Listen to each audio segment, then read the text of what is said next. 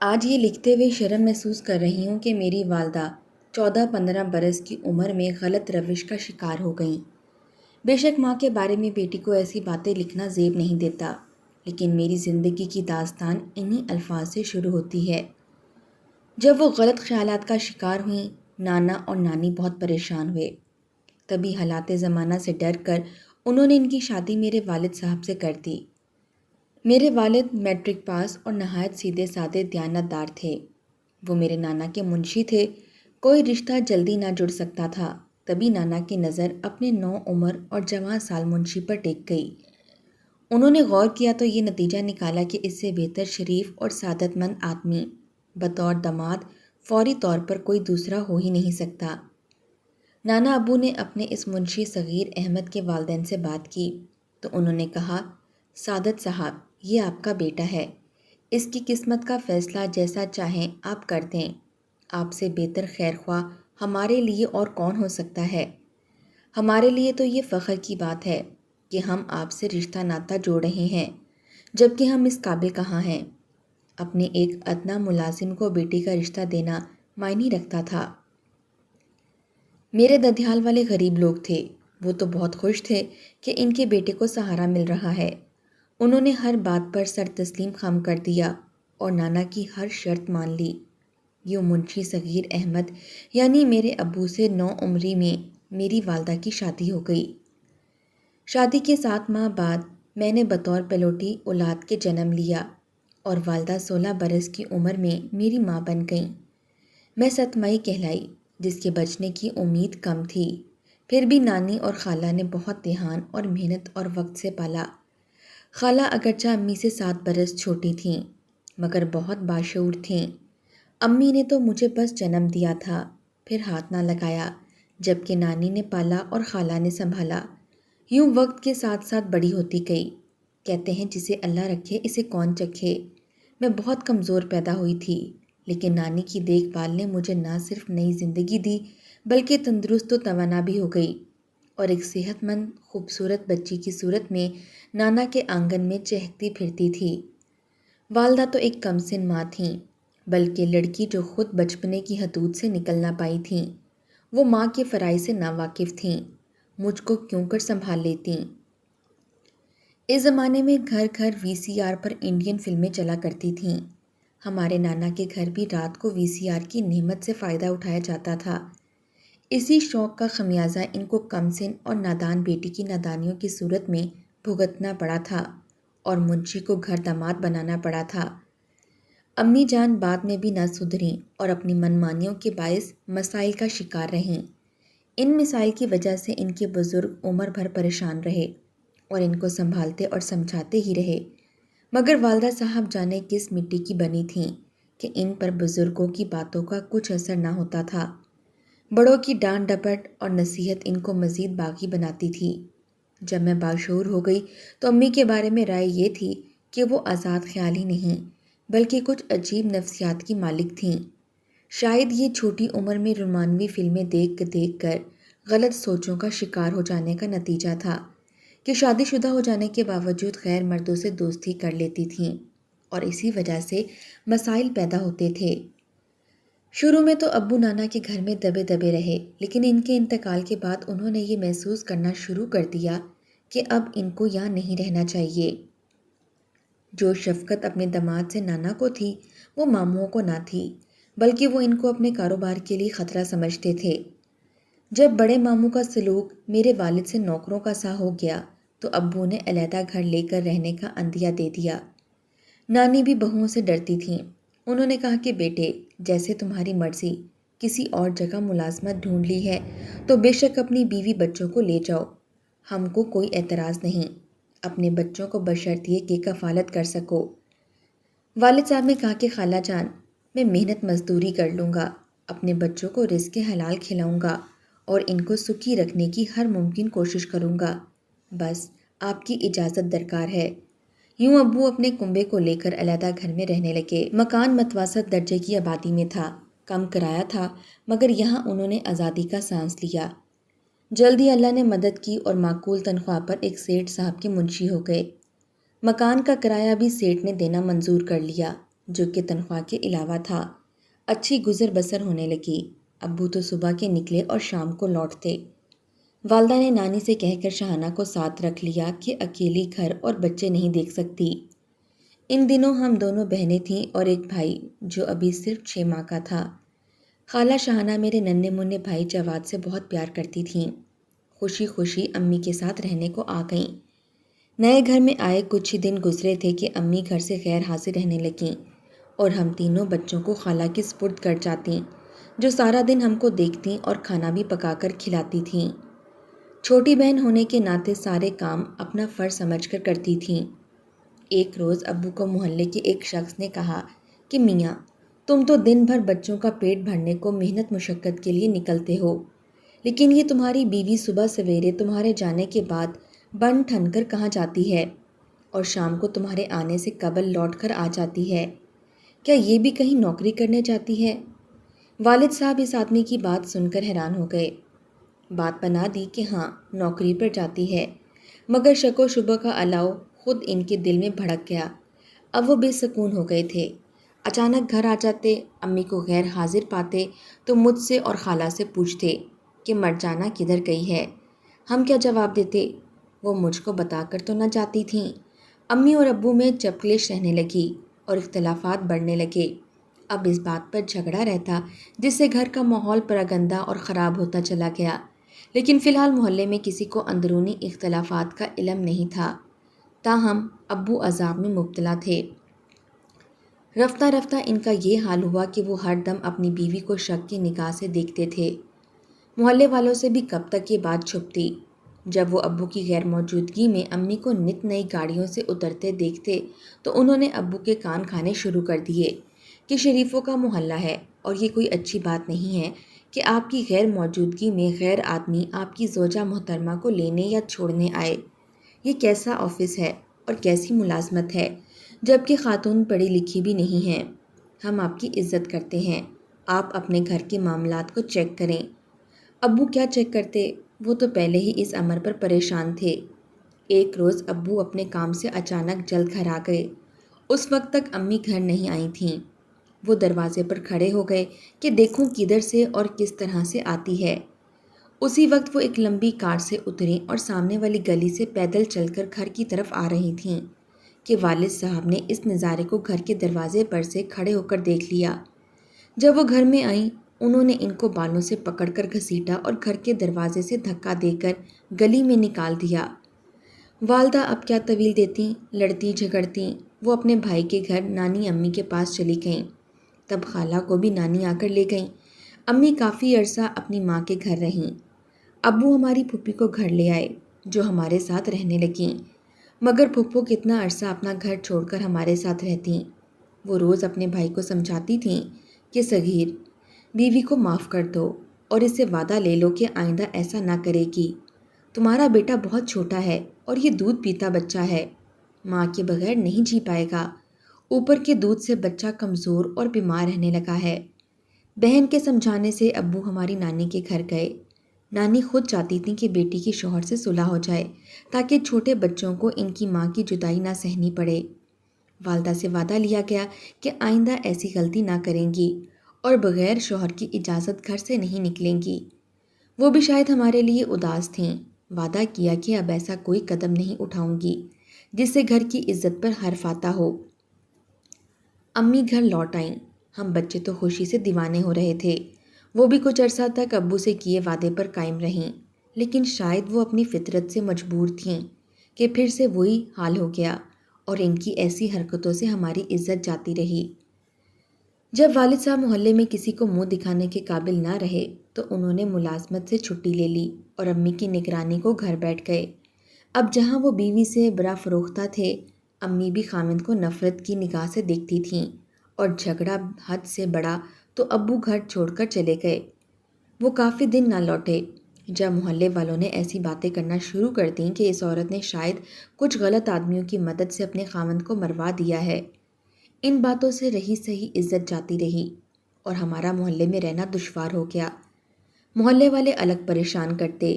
امی نے سوچا کہ اس سے پہلے بات پولیس تک جائے، یہاں سے نقل مکانی کر لینی چاہیے۔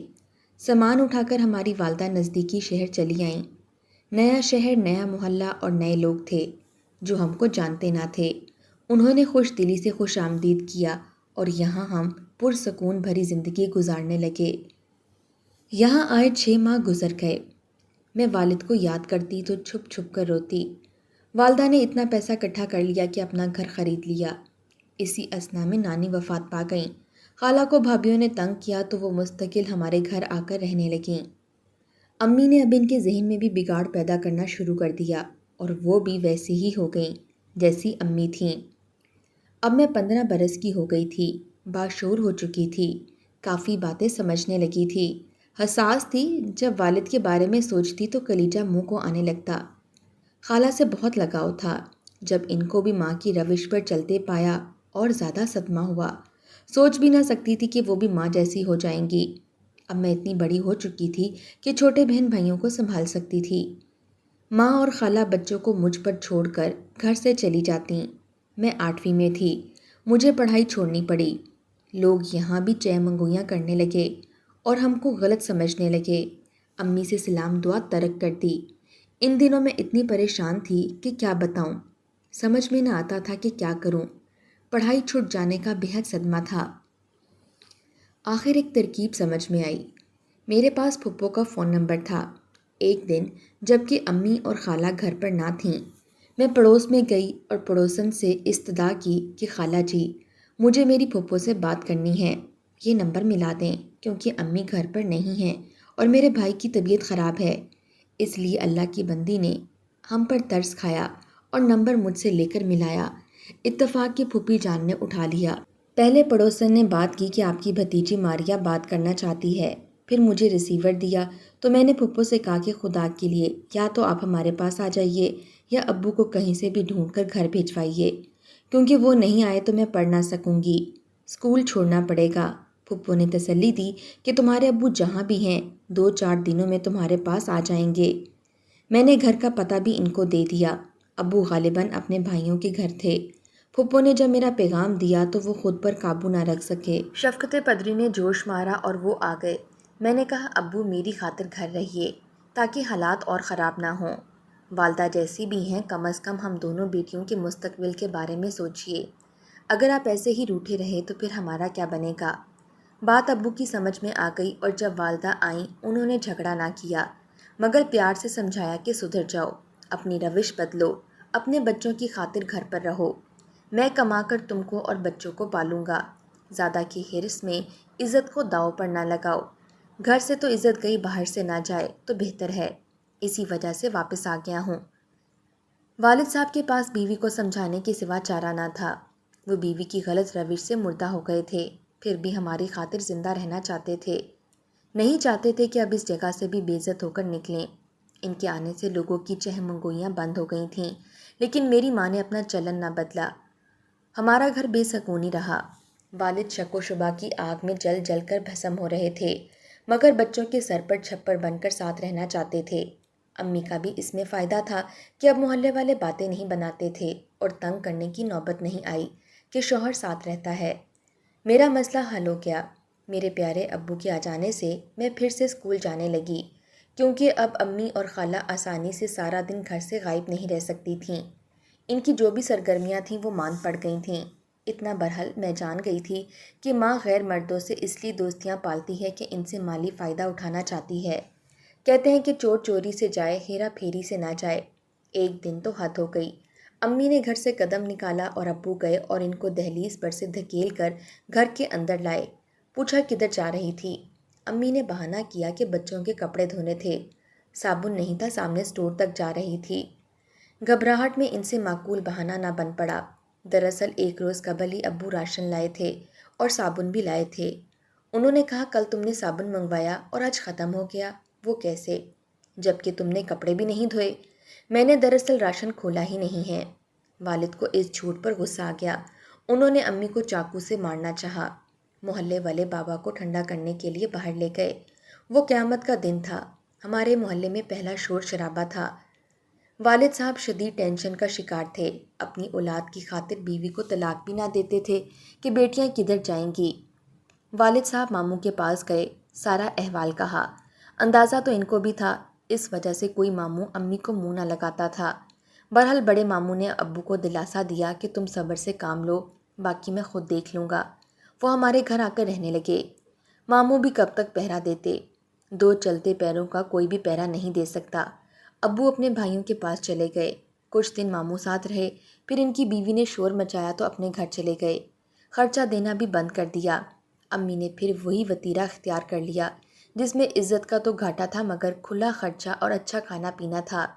وہ حرام کے خرچے پر ہم کو پال رہی تھیں اور میں مجبور تھی، مگر دل میں ٹھان لی کسی طرح بھی تعلیم مکمل کر لوں تو پھر عزت والی نوکری کر کے بہن بھائی کو خود سنبھال لوں گی اور ہم امی سے علیحدہ ہو کر ابو کے پاس چلے جائیں گے۔ ایسے حالات میں بھی محنت سے پڑھ رہی تھی۔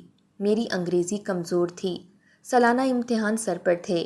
ابو میری خاطر پھر کام پر جانے لگے، صبح جاتے رات کو آتے، ساری کمائی میری ماں کے ہاتھ پر رکھتے، مگر ان کی شریک حیات کو شوہر کی کمائی اچھی نہ لگتی کہ اونٹ کے منہ میں زیرے کے برابر تھی۔ ابو کے کام پر جاتے ہی وہ پھر پرانی ڈگر پر چل پڑیں۔ ایسی باتیں نہیں چھپتیں۔ اب تو محلے والے ٹومے تھے، کسی نے والد کے کان میں بھنک ڈال دی۔ اس کے بعد ایک بار پھر والد صاحب غائب ہو گئے۔ امی کو مکمل آزادی نصیب ہو گئی۔ ایک روز چچا اور پھوپھی والد صاحب کا پتہ کرنے آئے کہ کافی دن سے ملنے نہیں آئے، کدھر ہیں؟ امی نے بتایا کہ وہ تو کب کے گھر سے چلے گئے ہیں، نہ جانے کہاں، معلوم نہیں، ہم تو خود پریشان ہیں۔ چاچا کو یقین نہ آیا، کہا کہ تم نے خود غائب کروایا ہے، ہم کو یقین ہے، بتاؤ ہمارا بھائی کہاں ہے، ورنہ پولیس میں رپورٹ کرتے ہیں۔ امی ڈر گئیں۔ ادھر میں، ادھر پھوپھیاں اور چچا وغیرہ سخت پریشان تھے۔ میرے سالانہ امتحان میں 15 روز باقی تھے۔ گھر میں ایسے عالم پریشانی کی وجہ سے پرچوں کی تیاری ناممکن تھی۔ میری ایک کلاس فیلو اکیڈمی پڑھنے جایا کرتی تھی۔ میں نے جب اپنی پریشانی کا ذکر کیا، اس نے اکیڈمی کے سر سے بات کی اور مجھ سے کہا کہ کل سے تم اکیڈمی میرے ساتھ چلا کرو۔ سر بہت اچھا پڑھاتے ہیں اور پرچوں کی تیاری بھی اچھے سے کراتے ہیں۔ میں فوزیہ کے ساتھ اکیڈمی جانے لگی۔ سر نے مجھے پریشان دیکھا تو کہا کہ تم کیوں پریشان ہو؟ میں نے علیحدگی میں ان کو سارا قصہ سنایا تو ان کو میری والدہ کے کردار کا علم ہو گیا۔ انہوں نے کہا میں تمہاری تیاری خصوصی طور پر علیحدہ ٹیچر سے کرا دیتا ہوں۔ انہوں نے ایک شخص کے ذمہ لگا دیا۔ 2-3 روز تو ان صاحب نے بہت خلوص اور توجہ سے پڑھایا، لیکن پھر اس کی نیت خراب ہو گئی اور ایک روز جب کہ تمام طالب علم چلے گئے، اس نے کلاس روم کا دروازہ لاک کر دیا اور مجھ کو بے آبرو کرنا چاہا، مگر میں نے فراست سے کام لیا اور کہا، سر جیسی میری ماں ہے میں ویسی نہیں ہوں، میں ایک اچھے خیالات کی پاکیزہ مگر مجبور لڑکی ہوں، خدا را مجھ پر دست درازی کر کے میری عزت کو خاک میں نہ ملائیں۔ اگر میں آپ کو اتنی پسند آ گئی ہوں، بے شک مجھ سے نکاح کر لیں، میں آپ کے ساتھ کورٹ میرج کرنے پر بھی تیار ہوں، کم از کم جائز طریقے سے تو آپ کی کہلاؤں گی۔ شاید میری معصومیت اور بے بسی نے اس کے دل پر اثر کیا۔ بولے مگر میں تو عمر رسیدہ اور شادی شدہ ہوں، میرے 4 بچے ہیں، کیا ایسی صورت میں تم مجھ سے نکاح کر لو گی؟ ہاں میں کر لوں گی۔ آپ عمر رسیدہ ہیں یا بال بچوں والے ہیں، مگر آپ مجھے عزت تو دے سکتے ہیں۔ عزت کی زندگی کے ساتھ شوہر کی حلال کی کمائی ہی عورت کا فخر ہوتی ہے۔ میری ماں عمر رسیدگی کی طرف جا رہی ہے، ایسے میں ان کی حرص بھری طبیعت کا پہلا نشانہ میں ہرگز نہیں بننا چاہتی۔ اس سے تو بہتر ہے کہ میری شادی کسی ایسے فقیر سے ہو جائے جس کے گھر میں غربت سے فاقے پڑتے ہوں، مگر وہ میری عزت کا محافظ بن جائے۔ سر میں بے بس اور مجبور ہوں، مگر اچھی سوچوں کی مالک اور ایک باعصمت لڑکی ہوں۔ میں یہ کہتے ہوئے رو رہی تھی اور میری ہچکیاں بند گئی تھیں۔ اس شخص کے اندر کا شیطان اس دم مر گیا اور ضمیر جاگ گیا۔ اس نے کہا، بے شک تم ایک ایسی لڑکی ہو کہ کوئی بھی مرد تم سے شادی کر کے فخر محسوس کر سکتا ہے، خواہ وہ اوباشی کیوں نہ ہو۔ میں تم سے شادی نہیں کر سکتا کیونکہ میری بیوی میری اور تمہاری زندگی کو دوزخ بنا دے گی۔ اس کے بھائی اثر و رسوخ والے ہیں۔ ہاں ہم اپنے چھوٹے بھائی کے لیے لڑکی تلاش کر رہے ہیں۔ اس نے انہی دنوں وکالت کا امتحان پاس کیا ہے۔ اگر تم راضی ہو تو میں اپنے چھوٹے بھائی سے تمہارا نکاح کرا دوں گا۔ بہرحال میں اپنے غلط ارادے پر شرمندہ ہوں۔ دراصل میں نے جب تمہاری والدہ کے بارے میں سنا تو یہی سمجھ لیا کہ تم کو بھی اس روش پر چل رہی ہوگی۔ بہتی گنگا میں ہاتھ دھونے میں کیا حرج ہے؟ پھر اس نے مجھ سے معافی مانگی۔ میں نے ان کے چھوٹے بھائی سے نکاح پر رضامندی دی تو انہوں نے یہ شرط رکھی کہ کبھی اس واقعے کا تذکرہ میرے بھائی سے مت کرنا۔ میں نے وعدہ کیا۔ ظاہر ہے کہ ایسی غلطی کر کے میں اپنا دامن انگاروں سے کیوں کر بھر لیتی۔ سر نے میری شادی اپنے چھوٹے بھائی سے کروا دی۔ ماں تو کیا، ماموں بھی شریک نہ ہوئے، مگر میں نے کسی کی پرواہ نہ کی۔ عزت بھری زندگی کی آرزو میں سب رشتوں کو ٹھکرا کر چلی آئی۔ میرے شوہر کا نام ظفر ہے اور کردار میں ہیرا ہے، جنہوں نے مجھے عزت اور زندگی کا سب سکھ دیا ہے۔ کبھی میری ماں کا تانا نہ دیا، اس لیے میں نے بھی پیچھے مڑ کر نہ دیکھا۔ پھپھو نے میری چھوٹی بہن کو ماں سے لے لیا کیونکہ والد صاحب کا کوئی سراغ نہ ملا۔ چھوٹا بھائی ماں کے ساتھ رہا، مگر جب باشعور ہوا وہ خود بخود میرے پاس آ گیا، جس کو میرے خاوند نے پڑھایا لکھایا اور پھر اپنے ساتھ وکالت میں لگا لیا۔ آج اس کی زندگی سدھر گئی ہے اور چھوٹی بہن کی شادی پھپھو نے اپنے بیٹے سے کر دی۔ وہ بھی اپنے گھر میں خوش ہے، مگر ماں اب اکیلی رہ گئی ہے، جس کا بڑھاپا خوار ہے۔ ان کے لیے ہر نماز کے بعد اپنے رب سے رحمت کی دعا کیا کرتی ہوں۔ اس کے سوا اور کیا کر سکتی ہوں؟ والد بہت یاد آتے ہیں۔ ان کے بھائی بہنوں نے ان کا معاملہ اللہ پر چھوڑ دیا ہے۔ سوچتی ہوں مجھ سے بہت محبت کرتے تھے، شاید اب اس دنیا میں نہیں رہے، ورنہ کبھی تو ہم سے ملتے،